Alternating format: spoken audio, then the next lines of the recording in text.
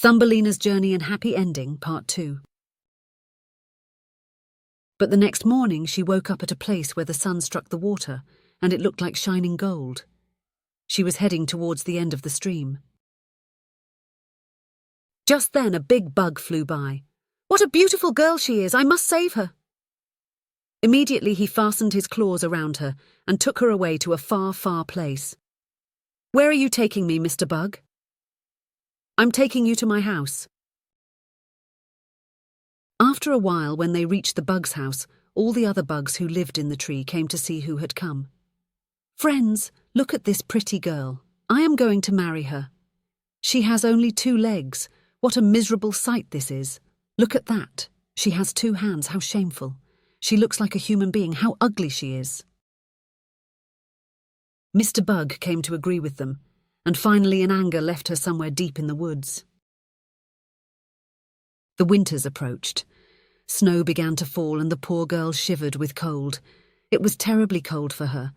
She walked and walked, finding food and shelter. No sooner did she come across a little cottage. She went to the huge door of the cottage and knocked. Out came a field mouse who lived in the cottage. "Who are you, poor little thing?" "I'm lost in woods. I'm feeling very cold and have nothing to eat. Could you help me?" "I live alone here. You can come into my house and share my dinner. You will feel warm here, but before that, may I know your name?" "I am Thumbelina." Thumbelina came inside. The cottage was warm and cosy, with a whole storeroom of grain and a kitchen with a pantry. "Thank you for sharing food and giving me a warm place to stay. You can stay with me all winter. Mrs. Mouse, you are really kind." The mouse was so fascinated by Thumbelina's beauty that she wanted her to stay with her forever. "It's a weekend, so we shall have a visitor today. Once every week my neighbour comes to see me." Soon the bell rang and there appeared a mole. He paid them a visit in his black velvet coat. The mole heard her voice and fell in love with her sweet voice. He decided to marry her. So he went to the mouse and said, "I shall give you all my food and my house, only if you get me married to this pretty girl." Mrs. Mouse couldn't say no to the rich mole. "All right, I shall start the preparations then." Thumbelina didn't want to marry the mole. So the next morning, she decided to run away.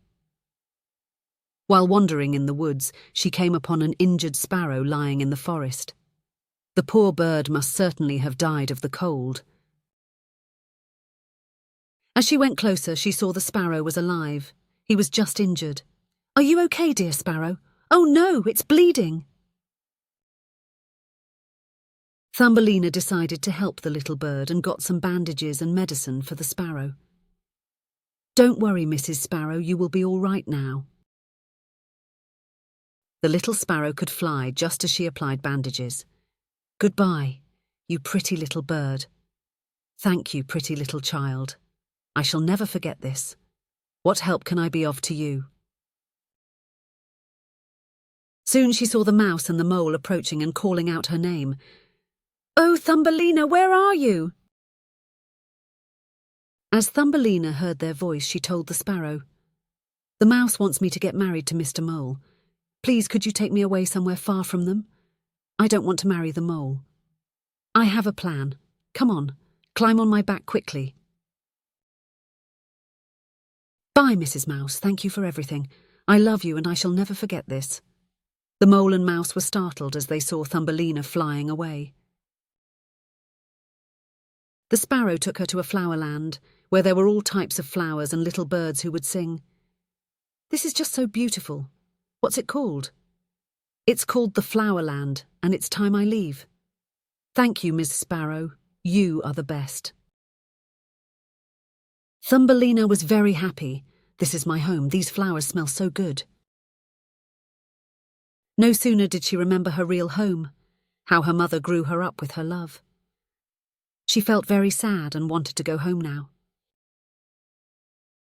But suddenly there appeared the King of Flowerland. He saw Thumbelina and fell in love with her. I'm the king of Flowerland and you are the prettiest girl I've ever seen. Will you marry me and be my wife? I will make you the queen of Flowerland." Thumbelina thought for a minute. Here indeed was a different sort of husband from the froggy's son, Mr. Bug and the mole with his black velvet coat. "Yes, only if you take me back to my mother and we three will live happily there." He agreed and brought Thumbelina a present. The best gift of all was a pair of wings that had belonged to a large silver fly. When these were made fast to her back, she too could fly from flower to flower. After the marriage, the king and Thumbelina flew away and found the mother's home. The mother was really happy to see her back. "Oh, Thumbelina, you don't know how happy I am to get you back. I will never let you go away from me now." "I will never leave you, Mother." Mother welcomed both of them, and they lived happily ever after.